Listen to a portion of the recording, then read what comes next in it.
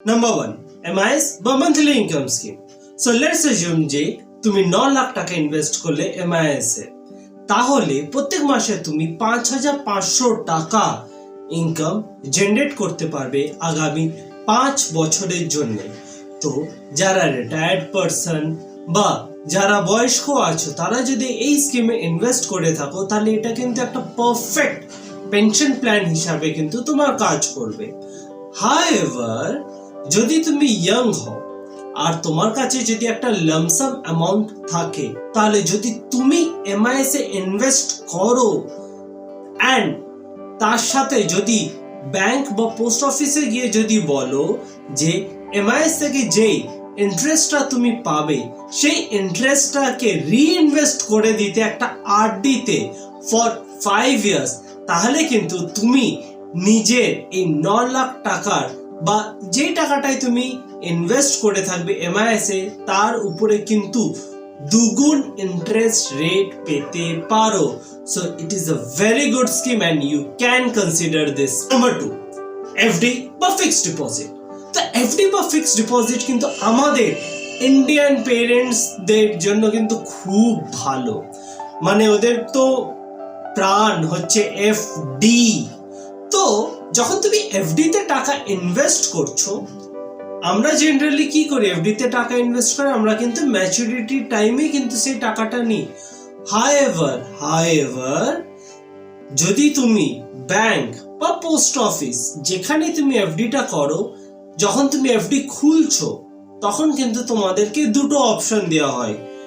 এক, তুমি ম্যাচুরিটির টাইমে পুরো টাকাটা উইথড্র করবে, বা ইন্টারেস্টটা তোমার SB অ্যাকাউন্টে ক্রেডিট হতে থাকবে অ্যান্ড যে লামসাম অ্যামাউন্টটা তুমি ইনভেস্ট করে থাকবে সেটা গ্রো হতে থাকবে।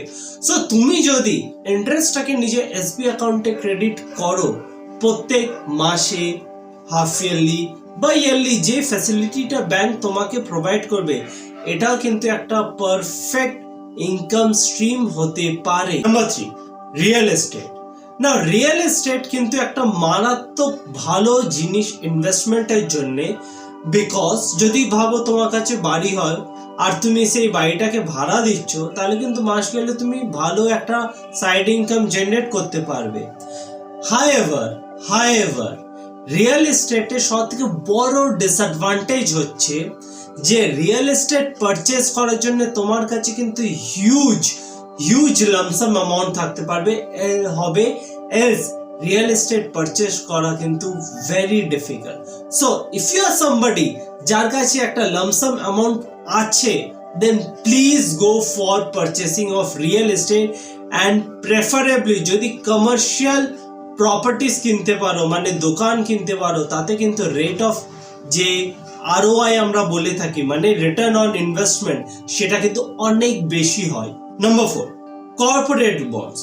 তো কর্পোরেট বন্ডস বেসিক্যালি আর কিছুই না, এতে কি হয়, কোম্পানিজ গুলো যখন কোনো নতুন ইকুইপমেন্ট কেনে বা ধরো কোনো IT পার্ক সেট আপ করছে বা লেটস সে নিজের কোম্পানিকে আরো এক্সপ্যান্ড করছে, তো সেই সময় কোম্পানির কি দরকার হয়, কোম্পানির কিন্তু টাকা পয়সা দরকার হয়।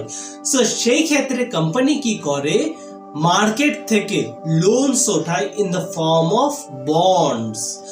এই বন্ডস এর উপরে companies generally 10 to 12% interest rate দিয়ে থাকে, যেটা ওরা ইদার হাফ ইয়ারলি বা ইয়ারলি একটা রেগুলার বেসিসে অ্যামাউন্টটা রিক্রেডিট করে দেয় তোমাদের ব্যাংক অ্যাকাউন্টে। বাট কর্পোরেট বন্ডস যদিও FD এন্ড বাকি ইনভেস্টমেন্টের থেকে ভালো, এর একটা বড় বিগ রিস্ক ফ্যাক্টর হচ্ছে যে corporate bonds are not government backed. So এতে টাকা ডুবার কিন্তু অনেক বড় চান্স থাকে। So it is always advisable যে যখনই কর্পোরেট বন্ডস ইনভেস্ট করো তখন either AAA+ companies or AAA or AA+ কোম্পানিজে শুধু ইনভেস্টমেন্ট করা হোক, বিকজ এর থেকে যদি ডাউনগ্রেডেড ক্রেডিট রেটিং কোম্পানিজে তুমি যদি ইনভেস্টমেন্ট করো, তাহলে কিন্তু একটা হাই চান্স থাকে যে টাকাটা পুরো ডুবে যাবে। Number 5, SWP or Systematic Withdrawal Plan। তো এটা কিন্তু বেসিক্যালি কোথায় হয়? এটা স্টক মার্কেটে হয়। হাউএভার আমরা এতদিন কি জানতাম যে স্টক মার্কেটে শুধু এসআইপি হয়, মানে আমি টাকা ইনভেস্ট করব, প্রত্যেক মাসে ইনভেস্ট করব এন্ড সেই টাকাটা বাড়বে। বাট SWP একটু কিন্তু আলাদা টাইপের হয়। তো এতে বেসিক্যালি কি হয়, ধরো তুমি 20 লাখ টাকা একটা লেটস সে ঝুনঝুনওয়ালা সব মিউচুয়াল ফান্ডে লাগিয়ে দিলে, এন্ড এবার তুমি ঝুনঝুনওয়ালার মিউচুয়াল ফান্ডকে বললে যে দেখো ভাই, আমি তোমার কাছে 20 লাখ টাকা ইনভেস্ট করেছি, আমার কিন্তু প্রত্যেক মাসে 10,000 টাকা আমার ব্যাংক অ্যাকাউন্টে ফেরত চাই। তো এবার কি হবে, ফার্স্ট মান্থে তোমার এই 20 লাখ টাকার উপরে অ্যাকর্ডিং টু মার্কেট সিচুয়েশন তোমার টাকাটাও গ্রো করবে, এন্ড নেক্সট মান্থে 10,000 রুপিস তোমার ব্যাংক অ্যাকাউন্টে ক্রেডিট হয়ে গেল। নেক্সট মান্থে তাহলে এবার তোমার কাছে কত টাকা পড়ে থাকছে? 10,000 টাকা তো চলে গেল আউট অফ 20 লাখ, তাহলে কত থাকছে? 19,90,000 টাকা। এই 19,90,000 টাকা আবার মার্কেটে কোম্পানি খাটাবে, এন্ড যা প্রফিট হবে তোমার টাকা তো অবভিয়াসলি গ্রো করবে, সেই গ্রোথটাও পাবে, এন্ড তার সাথে সাথে 10,000 টাকাটা আবার তোমার ব্যাংক অ্যাকাউন্টে ক্রেডিট হতে থাকবে। তো SWP তে বেসিক্যালি কি হয়, টাকা গ্রো করবে, তার সাথে টাকা উইথড্রও তুমি করছো।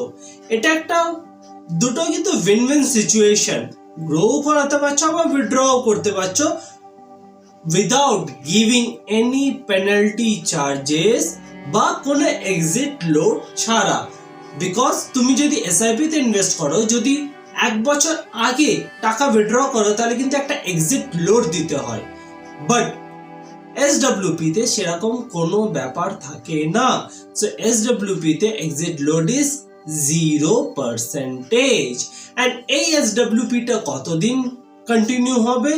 যতদিন তুমি ওই যে 20 লাখ টাকাটা ইনভেস্ট করেছো, যতদিন তার ভ্যালু 0 না হয়। যেদিনকে তোমার ভ্যালু 0 হয়ে গেল SWP, সেদিনকে তোমার SWP পুরো ক্লোজ হয়ে যাবে। এন্ড SWP কিন্তু একটা খুবই ভালো option, you can also consider this. So এই ছিল আজকের ভিডিওটা তোমাদের কেমন লাগলো কমেন্ট করে কিন্তু অবশ্যই জানিও। আশা করছি এই 5টা যে সাইড ইনকামের মেথডস আমি ডিসকাস করলাম এই ভিডিওতে, it is helpful for you. যদি ভিডিওটা তোমরা ফেসবুকে দেখে থাকো তাহলে পেজটা কিন্তু অবশ্যই ফলো করো, আর যদি ভিডিওটা তোমরা ইউটিউবে দেখছো তাহলে কিন্তু চ্যানেলটাকে অবশ্যই সাবস্ক্রাইব করো। So this is Samit Naik, see you in the next video, till then